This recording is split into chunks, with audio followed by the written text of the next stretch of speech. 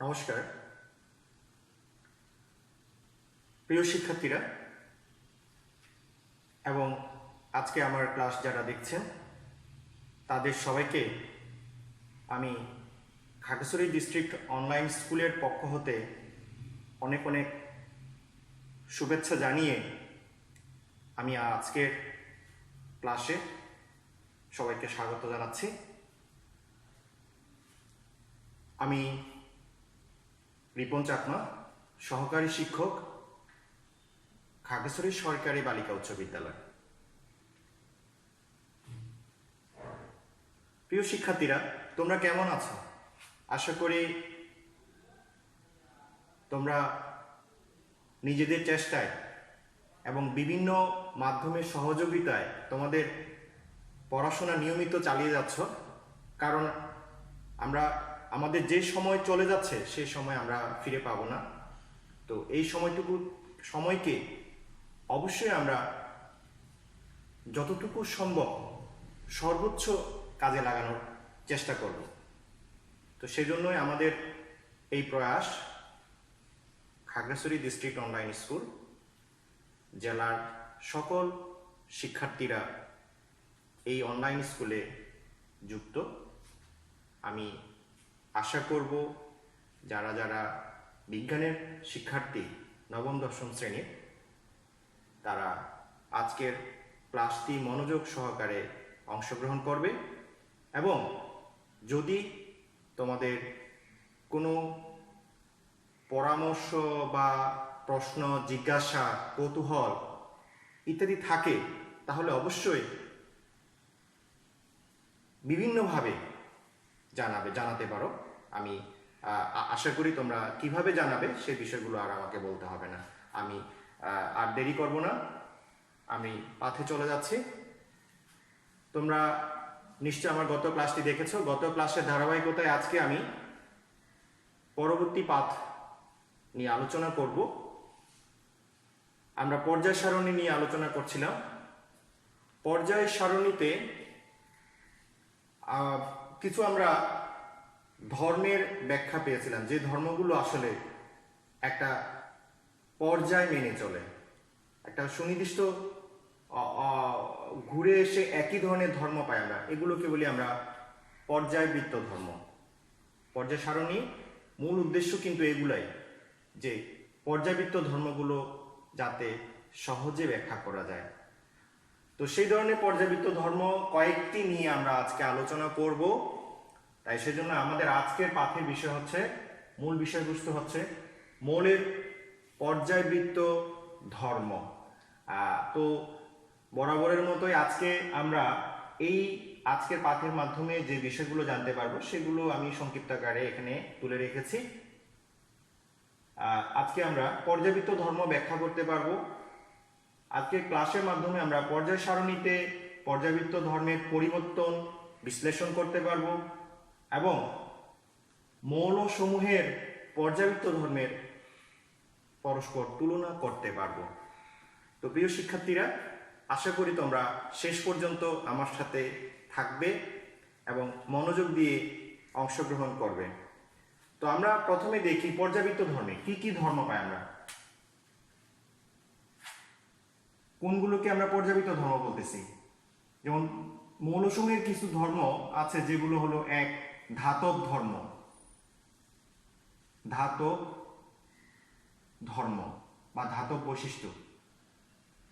আমরা পাই অধাতব ধর্ম, অধাতব ধর্ম। আমরা আরো পাই হচ্ছে পরমাণুর আকার, পরমাণুর আকার। আমরা পাই আয়নীকরণ শক্তি বা আয়োনাইজেশন এনার্জি, আয়নীকরণ শক্তি। আমরা পাই ইলেকট্রন আসক্তি এবং আমরা আরো পাই তড়িৎ ঋণাত্মকতা।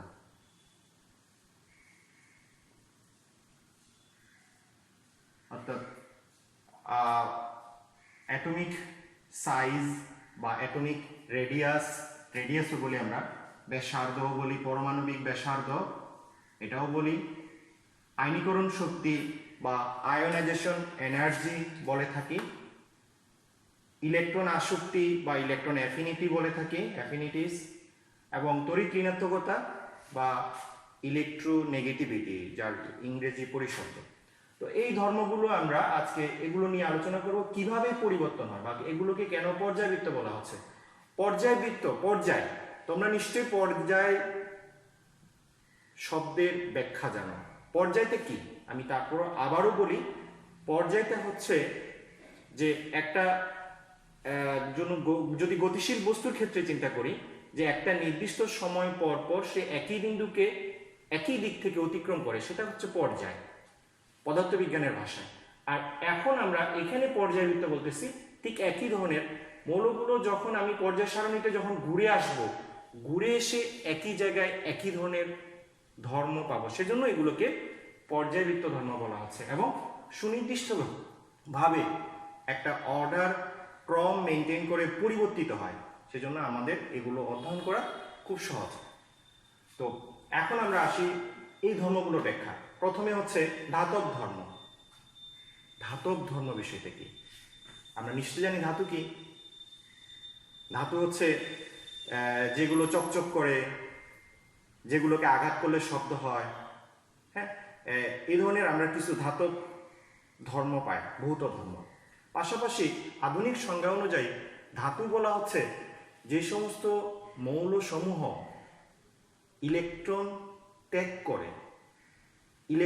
করে ধাতব আয়নে পরিণত হয়, সেগুলোকে বলি আমরা ধাতু, বা ক্যাটায়নে পরিণত হয়, সেগুলোকে বলি আমরা ধাতু।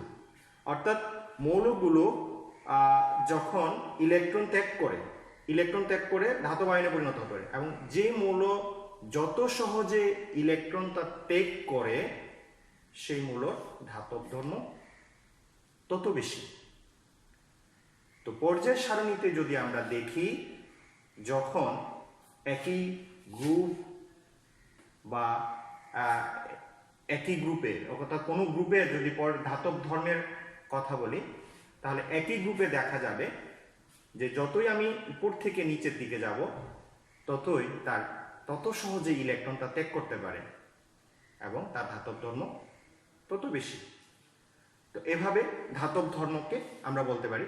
এর পাশাপাশি আমরা বলি অধাতব ধর্মটা কি। অধাতব ধর্মটা হচ্ছে যখন যে মৌলগুলো ইলেকট্রন গ্রহণ করে, ইলেকট্রন গ্রহণ করলে অ্যানায়নে পরিণত হয়, এবং যে মৌল যত সহজে ইলেকট্রন গ্রহণ করে অ্যানায়নে পরিণত হয়, তার অধাতব ধর্ম তত বেশি। ঠিক এই কারণে আমরা বলতে পারি কোন দিকের মৌলগুলোর অধাতব ধর্ম বেশি। আর একটা পর্যায় সারণী যখন আমি বাম থেকে একই পর্যায়ে বাম থেকে ডান দিকে যাব, তখন তার অধাতব ধর্মটা বেড়ে যায়। তার অধাতব ধর্ম যতই ওইদিকে যাব তত অধাতব ধর্ম বেশি পাওয়া যায়। পাশাপাশি এই দুইটা ধাতব ধর্ম এবং অধাতব ধর্মের মাঝামাঝি একটা বৈশিষ্ট্য আছে, সেটা হচ্ছে কিছু মৌল আছে যারা ধাতুও না, আবার কখনো কখনো ধাতুর মতো আচরণ করে, কখনো কখনো অধাতুর মতো আচরণ করে, বা কখনো অধাতব বৈশিষ্ট্য দেখায়, কখনো ধাতব বৈশিষ্ট্য দেখায়। এই মৌলগুলোকে বলি আমরা অর্ধধাতু বা অপধাতু। তো এখন আসি আমরা কোনগুলোকে ধাতু বলবো, কোনগুলোকে অধাতু বলবো পর্যায় সারণীর ক্ষেত্রে। এখন আসলে পর্যায় সারণীতে দেখি আমরা কিভাবে হয়। এটা একটা পর্যায় সারণী। এই পর্যায় সারণী আমরা দেখি এখানে এই দিকের অর্থাৎ বাম দিকের যে মৌলগুলো আছে সেগুলো ধাতব বৈশিষ্ট্য দেখায়, আর ডান পাশে যে মৌলগুলো আছে সেগুলো অধাতব বৈশিষ্ট্য দেখায়। এখন এই ধাতব বৈশিষ্ট্যের মধ্যে আমরা পেয়েছিলাম উপর থেকে যখন নিচের দিকে যাবে তখন তার ধাতব বৈশিষ্ট্য বেশি দেখায়, আবার এদিক থেকে এদিকে যাবে ধাতব বৈশিষ্ট্য কমে যাবে। অধাতব বৈশিষ্ট্যের ক্ষেত্রে এদিক থেকে এদিকে যখন যাবে বাম থেকে তখন ডানে যাবে, তখন অধাতব বৈশিষ্ট্য বেড়ে যায় এবং এগুলো সবচেয়ে অধাতব বৈশিষ্ট্য সবচেয়ে বেশি। কিন্তু মাঝের যে মৌলগুলো আছে সেগুলোকে আমরা বলি অর্ধধাতু বা উপধাতু। যেমন এই ধরনের এখানে সিলিকনের ক্ষেত্রে সিলিকন এক ধরনের এই ধরনের অর্ধধাতু। এগুলো ধাতু এবং অধাতু উভয় ধরনের বৈশিষ্ট্য দেখাতে পারে এভাবে। অর্থাৎ মাঝামাঝি মৌলগুলোর ক্ষেত্রে অধাতব বৈশিষ্ট্য হওয়ার প্রবণতা দেখা যায়, বাম দিকের মৌলগুলোর ক্ষেত্রে ধাতব বৈশিষ্ট্য দেখায়, আর ডান দিকের মৌলগুলো অধাতব বৈশিষ্ট্য দেখায়। এ হচ্ছে আমাদের ধাতব বৈশিষ্ট্য এবং অধাতব বৈশিষ্ট্য।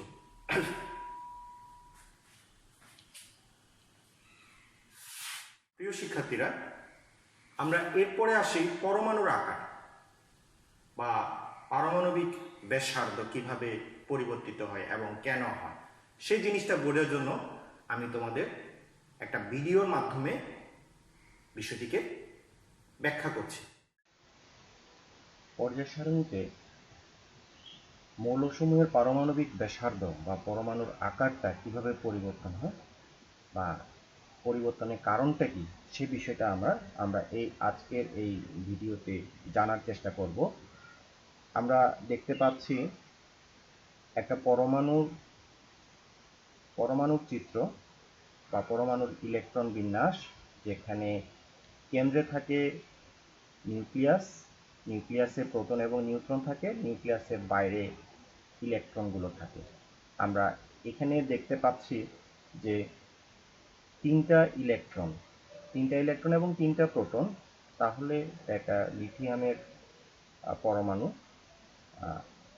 আমরা সেখান থেকে পরমাণুর ব্যাসার্ধ কিভাবে পরিবর্তিত হয়, অর্থাৎ পারমাণবিক ব্যাসার্ধ কিভাবে পরিবর্তিত হয় সেই জিনিসটা দেখব। আর দেখতে পাচ্ছি ইলেকট্রনগুলো কিভাবে মুভ করে, ইলেকট্রনগুলো মুভের কারণ।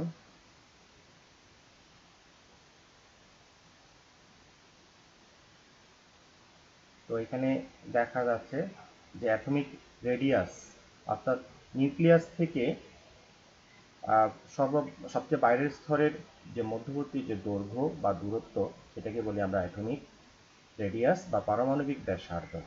আমরা এখন দেখব পর্যায় সারণীতে একটি গ্রুপে তাদের আকারটা কিভাবে পরিবর্তন। দেখা যাচ্ছে যে একটা স্তর যুক্ত হচ্ছে এবং পরমাণুর আকারটা বেড়ে যাচ্ছে। আমরা এই গ্রুপে তুলনা করার চেষ্টা করি। দেখি আমরা প্রথমে হাইড্রোজেনের একটা প্রোটন এবং একটা ইলেকট্রন, এবং সেখানে ইলেকট্রনটা দেখা যাচ্ছে মুভ করতেছে। ঠিক পরবর্তীতে যখন আমরা পরের পর্যায়ে যখন চলে যাচ্ছি, যে দেখা যাচ্ছে একটা ইলেকট্রনের স্তর বাড়ে এবং ইলেকট্রনও বেড়ে যায়। এবং সেই গ্রুপে সোডিয়ামের ক্ষেত্রেও একই, আরেকটা নতুন স্তর যুক্ত হয় এবং সবচেয়ে বাইরের শক্তি স্তরে একটা ইলেকট্রনগুলো এভাবে বেড়ে যাওয়ার কারণে পরমাণুর আকারটা বেড়ে যায়। যতই নিচের দিকে যাব ততই তার আকারটা বেড়ে যায়। তো এখন আসি আমরা যখন একই পর্যায়ে কিভাবে পরিবর্তিত হয়। দেখা যাচ্ছে একই পর্যায়ে পরমাণুর আকার বাম থেকে ডানে হ্রাস পায়। কেন হ্রাস পায় সেই বিষয়টি জানার জন্য আমরা লিথিয়াম এবং বেরিলিয়ামের পরমাণুর আকার তুলনা করার চেষ্টা করব। দেখি আমরা লিথিয়ামের ক্ষেত্রে, লিথিয়ামের তিনটা ইলেকট্রন, প্রথম স্তরে দুইটা ইলেকট্রন, পরের স্তরে একটা, এবং প্রোটন আছে তিনটা। তো এখানে দেখা যাচ্ছে যে ইলেকট্রনগুলো, তিনটা যে ইলেকট্রন, এই দুইটা স্তর, এবং সেখানে নিউক্লিয়াসের সাথে প্রথম স্তরের ইলেকট্রনগুলো একটা আকর্ষণ কাজ করে, কিন্তু আবার একটা যেহেতু সমধর্মী আধানের একটা বিকর্ষণ থাকে, তাই বাইরের শক্তি স্তরের সাথে পরের স্তরে একটা বিকর্ষণ কাজ করে। ঠিক বেরিলিয়ামে যখন আসি আমরা, সেই বাইরের যে বিকর্ষণটা সেটা একই থাকে। ইলেকট্রনের যে বাইরের শক্তি স্তরের সাথে তার পূর্ববর্তী স্তরের যে বিকর্ষণ সেটা একই থাকে, কিন্তু এখানে নিউক্লিয়াসে পরমাণু নতুন প্রোটন যুক্ত হয়। নতুন প্রোটন যুক্ত হওয়ায় সেখানে তাদের আকর্ষণটা বেড়ে যায় এবং একটা ইলেকট্রনও বৃদ্ধি পাওয়ায় সর্ববৃহৎ স্তরের সাথে যে আকর্ষণটা সেটা বৃদ্ধি পায়। বৃদ্ধি পাওয়ার কারণে বাইরের শক্তি স্তরটা কাছে আসে এবং পরমাণুর আকারটা হ্রাস পায়। এভাবে একই পর্যায়ে যতই আমরা বাম থেকে ডানে যাব ততই তার আকার হ্রাস পেতে থাকে। তো প্রিয় শিক্ষার্থীরা, এরপর আসি আমরা আয়নাইজেশন এনার্জি বা আয়নীকরণ শক্তি। প্রথমে জানতে হবে আমাদের আয়নীকরণ শক্তিটা কি। তো দেখি আমরা আয়নীকরণ শক্তিটা কি। আয়নীকরণ শক্তিটা হচ্ছে কোনো পরমাণুকে গ্যাসীয় অবস্থায় এক মোল পরমাণু হতে এক মোল ইলেকট্রন বের করে দিয়ে তাকে এক মোল ক্যাটায়নে পরিণত করতে যে পরিমাণ শক্তির প্রয়োজন হয় সেটা হচ্ছে আয়নীকরণ শক্তি, অর্থাৎ ইলেকট্রনকে বের করে আনতে শক্তির প্রয়োজন হবে। তো সোজা কথা হচ্ছে তাকে ইলেকট্রনটা বের করে ক্যাটায়নে পরিণত করা।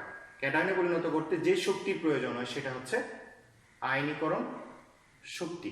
আমরা পরমাণুর আকারটা পেয়েছি এবং পরমাণুর আকারে তোমরা বুঝে গেছো যে একটা পরমাণুতে নিউক্লিয়াসের সাথে বাইরের শক্তি স্তরে ইলেকট্রনের অপোজিট চার্জ হওয়ায় তাদের মধ্যে আকর্ষণ কাজ করে। তো এই বাইরের ইলেকট্রনটি যার যত দূরে যাবে সেই ইলেকট্রনকে বের করা তত সহজ হবে এবং কম শক্তি প্রয়োগ করতে হবে। এই জন্য আমরা দেখতে পাই যে আয়নীকরণ শক্তির ক্ষেত্রে যখন উপর থেকে একই গ্রুপে উপর থেকে নিচের দিকে যাব তখন পরমাণুর আকার বেড়ে যাওয়ায় তার আয়নীকরণ শক্তি কমে আসে। আবার বলি, উপর থেকে নিচের দিকে আয়নীকরণ শক্তি কমে আসে এবং যখন আমি তার একই পর্যায়ের ক্ষেত্রে যখন চিন্তা করব সেক্ষেত্রে দেখা যায় যে একই পর্যায়ে পরমাণুর আকারটা কমে আসে। একই পর্যায়ে যতই পারমাণবিক সংখ্যা বৃদ্ধি পায় ততই পরমাণুর আকারটা কমে আসে। তো সেক্ষেত্রে পরমাণুর আকার কমে যাওয়ার কারণে বাইরের স্তরের ইলেকট্রনটি নিউক্লিয়াসের কাছাকাছি আসায় দেখা যায় যে সেই ইলেকট্রনকে বের করতে বা সেই ইলেকট্রনগুলোকে বের করতে বেশি শক্তি দিতে হয়। বেশি শক্তি দিতে হওয়ায় যতই আমি একই পর্যায়ে বাম থেকে ডানে যাব ততই আয়নীকরণ শক্তিটা বেড়ে যায়। অর্থাৎ পরমাণুর আকারের পরিবর্তনের ঠিক বিপরীত দেখা যাচ্ছে এটা, যে যতই আমি আকারটা কমে আসবে ততই আয়নীকরণ শক্তি বেড়ে যাবে, আবার যতই আকারটা বেড়ে যাবে ততই আয়নীকরণ শক্তি কমে আসবে। তো আশা করি আমার প্রিয় শিক্ষার্থীরা তোমরা এই বিষয়টি ধারণা পেয়েছো। এখন আসি আমরা ইলেকট্রন আসক্তি নিয়ে। একইভাবে ইলেকট্রন আসক্তিতে কি সেটাও তো জানতে হবে আগে। তো দেখি আমরা ইলেকট্রন আসক্তিতে কি। ইলেকট্রন আসক্তি হচ্ছে কোনো মৌলের এক মোল গ্যাসীয় পরমাণুতে এক মোল ইলেকট্রন প্রবেশ করিয়ে তাকে এক মোল অ্যানায়নে পরিণত করলে যে পরিমাণ শক্তি নির্গত হয় সেটা হচ্ছে ইলেকট্রন অ্যাফিনিটি বা ইলেকট্রন আসক্তি, অর্থাৎ শক্তি নির্গত হবে সেখানে।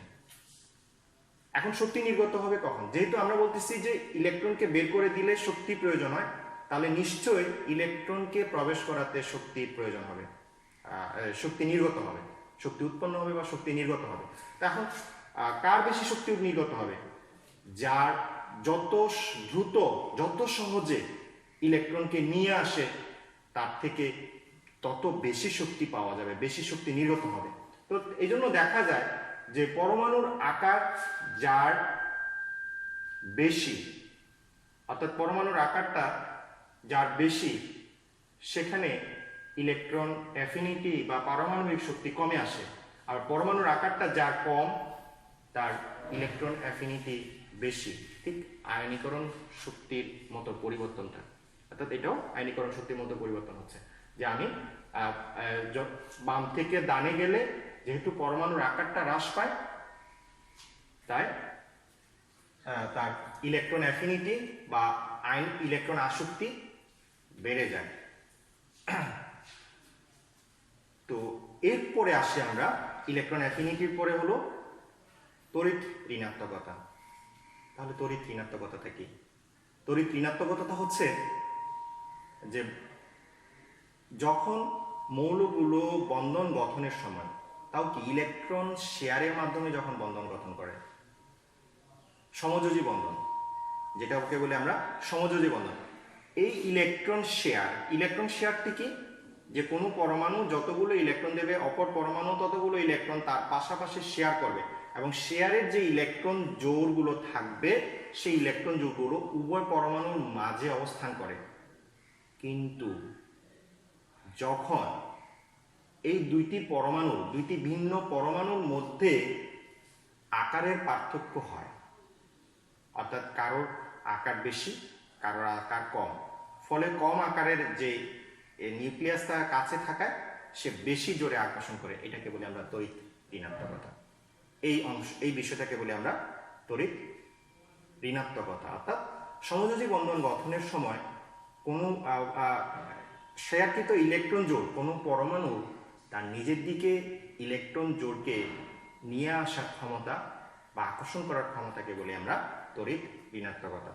ঠিক একইভাবে এখানেও পর্যায় সারণীতে কিভাবে পরিবর্তন হয় তড়িৎ ঋণাত্মকতা দেখো। পর্যায় সারণীতেও যখনই পরমাণুর আকারটা কমে আসে, একই পর্যায়ে যখন কমে আসে, তখন পরমাণুর আকারটা কম হওয়ায় তার তড়িৎ ঋণাত্মকতা বেড়ে যায়। অপরদিকে উপর থেকে নিচের দিকে যখন যাব, তখন পরমাণুর আকারটা বেড়ে যাওয়ায় তার তড়িৎ ঋণাত্মকতা কমে আসে। তো আমি আশা করি তোমরা বিষয়টি বুঝে গেছো যে তড়িৎ ঋণাত্মকতা, ইলেকট্রন আসক্তি, আয়নীকরণ শক্তি, এই তিনটা ধর্ম এই পর্যায় সারণীতে একই ধরনের ভাবে পরিবর্তিত হয়। পাশাপাশি আর একটা ধর্ম হচ্ছে পরমাণুর আকারটা তাদের বিপরীত, অর্থাৎ পরমাণুর আকারের বিপরীতে এই তিনটা ধর্ম পরিবর্তিত হয়। আমার মনে হয় তোমরা যদি এই বিষয়গুলো মনে রাখো এভাবে, তাহলে কোনোদিনও ভুলে যাবে না।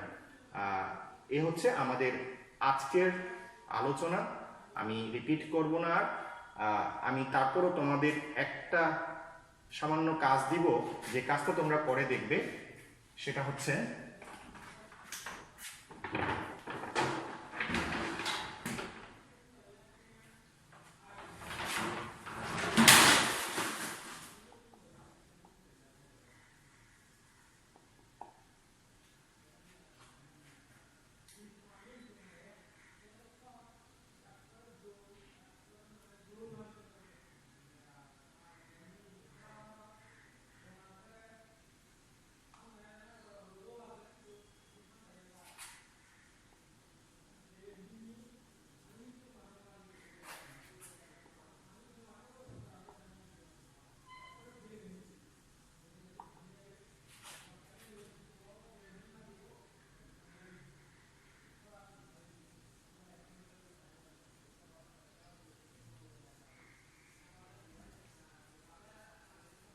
অর্থাৎ ম্যাগনেসিয়াম ও অ্যালুমিনিয়ামের আয়নীকরণ শক্তির তুলনা করো, অর্থাৎ কার আয়নীকরণ শক্তি বেশি হবে।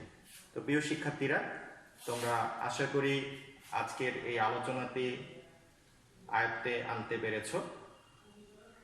তারপরও তোমাদের যদি কোনো প্রশ্ন থাকে, কোনো সমস্যা থাকে, তাহলে অবশ্যই জানাবে। আমরা চেষ্টা করব।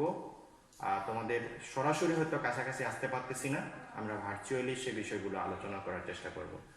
তো আমি চাইবো তোমরা সুস্থ থাকো, এবং সুস্থ থেকে তোমাদের যে দায়িত্ব, সেই দায়িত্বগুলো সুন্দরভাবে এবং সুস্থভাবে পালন করতে পারো। তো সবার জন্য অনেক অনেক শুভকামনা। তাই আজকে এখানেই শেষ করছি। ধন্যবাদ সবাইকে।